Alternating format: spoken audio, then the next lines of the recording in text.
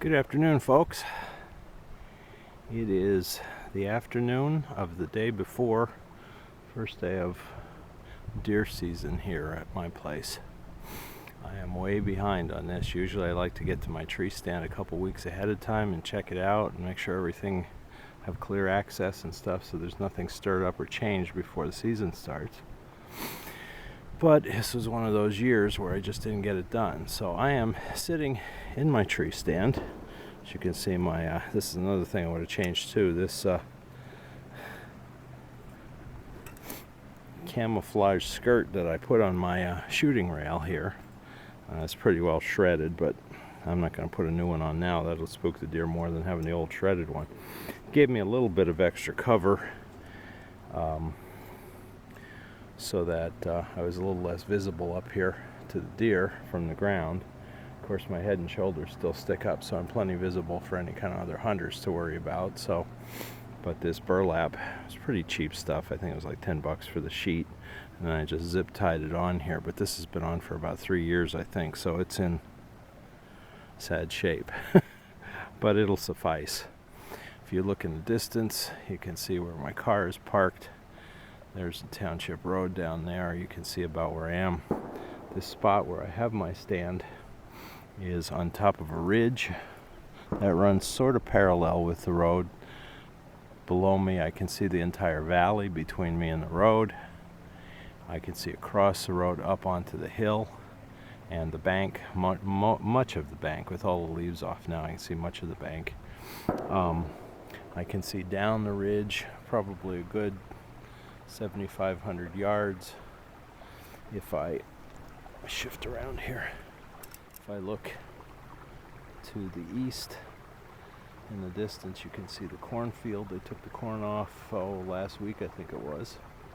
So if any deer cross the field, I should be able to see them coming into here. Let me get up here. I don't have my safety strap on, which I should have on to be up here, but since I'm not planning on staying very long, I wasn't going to worry about it today. And you can see the field kind of wraps around me there in the back. So I've got a pretty good field of view from up here, no matter which direction. Jump across the tree here. The woods are a little thicker over in here, so I don't have that much visibility. But I sort of can see up the face of the ridge here too, probably another 50 yards. So. And then down through the valley there, I can see there are openings in the trees maybe 100 yards out. So what I've got is a pretty good area to see for anything moving. I know this is sort of a choke point because it's between the two fields, the field up there and then the hill and all those fields. So when the deer are moving through here, they're usually here in the woods, moving along this ridge. Sometimes they come over the hill and through and up, and there are crisscrossing trails. I walked a trail up here. There are a few buck rubs, not as many as I'd like to see here, but like I showed you in my other video, I know there's at least that big 8-pointer floating around here somewhere. So we'll see how it goes tomorrow. It's supposed to be about 20 degrees when I come out here in the morning, if not less. So it'll be a little frosty, warming up to about 40 during the day. So that's tolerable for hunting. I'll have my warm weather gear on, so I won't mind the cold. I can sit here for a few hours without minding it. As I said, I'm up my tree stand. You can see, oh darn, that strap gets in the way. You can see down the ladder there. I'm up about 15 feet to my feet. So when I'm standing up here, I'm probably closer to 20 feet off the ground. Although I will probably, if at all possible, should be shooting from a sitting position so I can use this shooting rail. This is an old tree stand I got a number of years ago. It was a 2-person one. I like the bigger, more comfortable one. And this shooting rail actually lifts up for archery season to get out of your way. But I like it down like that. It gives me an extra sense of security up here. I know I'm not just hanging out into the air. And also it's a great shooting rail to rest the gun on if I'm sitting. Or even if I can't rest the gun on, if my shot's a little higher, at least I can put my elbow on it to steady the gun a little more. So it works pretty well. I'm trying to think how many from this tree stand 1, 2, 3 buck I've shot off of this tree stand. So, in fact, they were all 3 8-pointers. 2 nice big ones and 1 smaller one. So I'm hopeful for tomorrow. There are a lot of deer around. You can see there's a tiny little creek that flows right behind me. This joins up to the creek in our yard. If you look in the distance, you can see the barn. So I'm not that far from home. I'll walk up the road in the middle of the dark and come to the tree stand in the morning so I don't stir too much up. And we'll see what happens. There should only be one other person on my property hunting, the son of the man who normally hunts here, but as I said, he got his deer in archery season, so his son will probably be out with a gun. So I will give you an update tomorrow. Like I said, for those of you a bit more squeamish, I won't show any gory death or gutting video, but I'll give you just a feel for what it's like to be out here on the first day of rifle season in the Northeast when it's just about too cold to be hunting, but not quite, and the deer are still moving. I think the rut is pretty much concluded, but there still might be some buck chasing though, and we'll see what happens with that. And we'll see what happens if other hunters on other properties around mine start chasing deer around. We'll see what comes through here. So, there are a couple deer right out there in the field now. I just saw a white tail. I don't know if I can zoom in enough to see him. Can't do anything about him tonight. Let's see if we can see any movement there.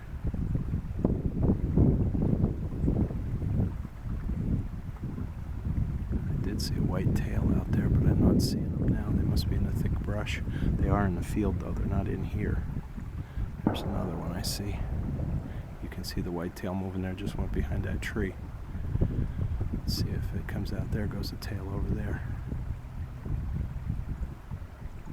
So they are out and about. I don't know if I can get in any closer or not. It goes out of focus. Darn it, this camera, I hate it. Whenever you zoom, it goes out of focus. It's not so bad when I'm doing still pictures, but for whatever reason with the video, it gives me trouble. That's where he was. Don't know if I can see any more there. Okay. So there are deer moving around even this evening. I usually see some in the afternoon through here anyhow when I'm walking the dog. So we'll just zoom back here. And the woods are open like this here because this is where I had timbering done about 4 years ago. I guess 4 years ago now. Took out all the diseased stuff and also the good saw logs. And what's left are were more sapling type trees, but now they're growing taller and bigger in this time. And of course you get lots of brush that grows up, a lot of wild blackberries and a lot of other kind of weedy stuff for a while. So it's going to be thick in here for a number of years. As these trees grow up and more saplings grow up, it'll shade all the brush out and it'll be nice again. Probably in another 15 years I can do some more tree harvesting, but we'll see how it goes. Some nice hardwoods in here. I've got some, not a whole lot of oaks, but I do have some maples. I have some birch. I have some, those are some poplars there in the distance. There's a beech right here. I'm on a big old birch tree here where I have the tree stand. And some hard maple, like I said. There are a few of the hemlock that were too small to cut, but they're starting to come back too, so we'll see. I'd like to replace all these hemlocks with some nice white pine if I could help it, but we'll see what happens over time. We'll keep managing these woods so that the trees continue to be healthy and continue to provide income for generations to come. All right, well, let me wrap this up for today, and I will see you bright and early tomorrow morning. Good morning, folks. Hope you can hear me. I'm trying to keep my voice down. It's about 10 to 8. I'm out here at my tree stand again, like I told you I would be. I've been here since about 6 o'clock this morning. And so far, not much is happening. No deer movement yet. I was in the stand maybe 10 minutes and I heard one snorting at me in the dark, but other than that I haven't seen anything else moving. I don't know if that was a lone doe or what it could have been. I couldn't tell, it was too dark. But there's just nothing moving right now. Haven't heard any shots close by. A few up on the mountain there early. Maybe, well, not real early, maybe 7:15 was the first one. And I heard a couple in the last half hour. But there's been nothing happening nearby. Nothing immediately behind me, nothing in the neighboring farms. So the deer just must not be moving a whole lot. Either that or there's nobody out hunting, but I can't believe that. I'm thinking maybe what we got going on here is that the deer fed last night and have already bedded down. We are due to get some bad weather coming in tonight and lasting possibly up to 2 days as far as like wintry mix and snow, and they're still not sure at this point. Last time I checked it was a winter storm watch, so I don't know what we're going to get out of it. But very often what will happen is the deer will sense that. I don't know if it's the increased humidity or the changes in barometric pressure or whatever it is that they can sense of weather coming. And what they'll do is they'll eat before and after storms. That way during the storms they can be bedded down with a full belly and be comfortable, and then they don't have to run around in the bad weather. They can stay more secure in their bedding areas. So I don't know, we'll see. I will come back to you when I have more to report, but so far this has been my morning hunt. It's a beautiful morning. It was very clear, or very still this morning. There was some high cloud cover. It did not get as cold as they said it was going to. It was in the upper 20s when I came out. And I think probably because of the clouds, that kind of helped the temperature stay a little bit warmer than it should have, than it normally would have been. It was still below freezing. The ground still crunched a bit when I walked on it, but it was not as cold as they were predicting. So at any rate, I will keep you informed if I see or hear anything, or if I come back to you after I shoot one. But at this point it doesn't look like there's much moving now. That could change, of course, but that's deer hunting. You never know. You spend a lot of time sitting doing nothing, waiting, trying to stay awake, and then you have a moment of sheer adrenaline rush and panic when the deer come, especially if they have antlers. So we'll come back to you on that, but this is a fall ritual with life out in the country, is that chance to get that big buck and get some meat in the freezer for the winter. And hopefully I'll have something more positive to report to you in a little bit. But so thank you for watching, and I'll come back to you. Hello folks. Well, here's the end result of the hunt today. Again, I told you I wouldn't show anything too gory, so this is a nice 9-pointer. He's got 5 points on the right, 4 on the left. It is now about, let me see what time it is here now. It's about 25 after 4 in the afternoon. Yeah, I know the last time you saw me it was this morning. I sat in my tree stand until almost 10 o'clock and not a thing was moving. So I called it quits, went home and ate and did some other things. I came out this afternoon to go back to the tree stand about 3. Should have really gone about a half hour earlier.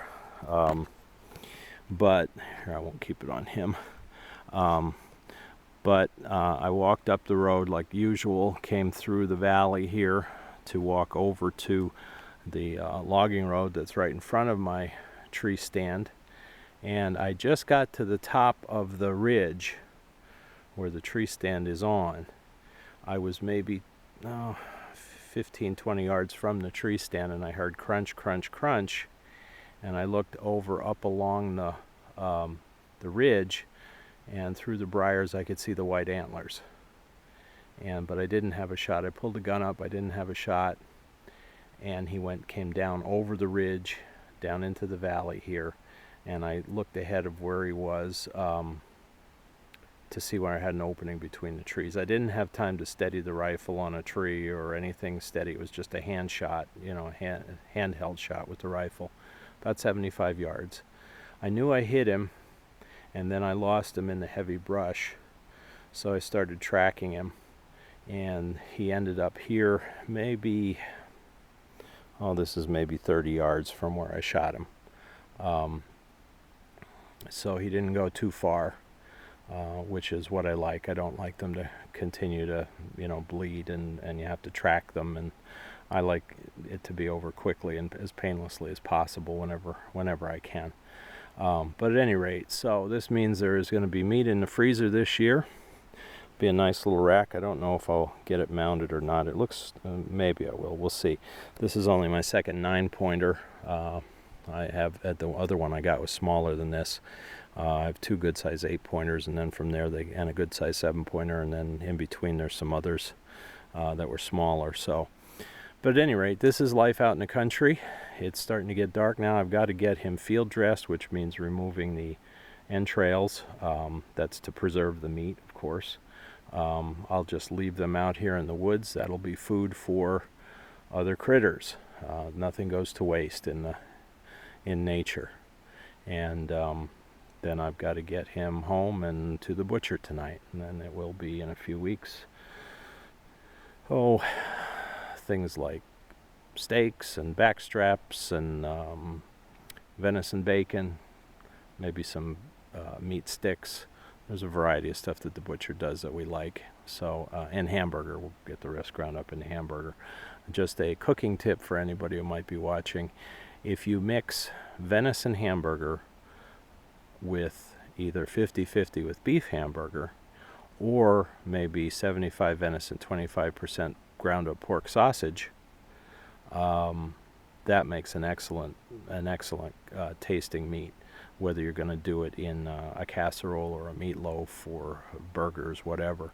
So yeah, there's no gamey taste, and it's a leaner meat than beef, and has a good quality. So that's probably one of the other things my wife will do with it. So thank you for watching this. I know it took a while to get to this successful conclusion. I wasn't sure if there was going to be one today, just because of the fact that this weather is coming in. The weather reports I saw when I went home are not encouraging at all, like sleet and freezing rain all day tomorrow, and then it turns to snow on Monday, and they're still not sure how much yet. So maybe it was good I got this done and out of the way now, so I don't have to fight weather the rest of the week. Although I do have to admit that hunting with the snowpack is fun, because you can see tracks, and of course if you hit something, it's easier to trail you know, the blood to find out where it might be.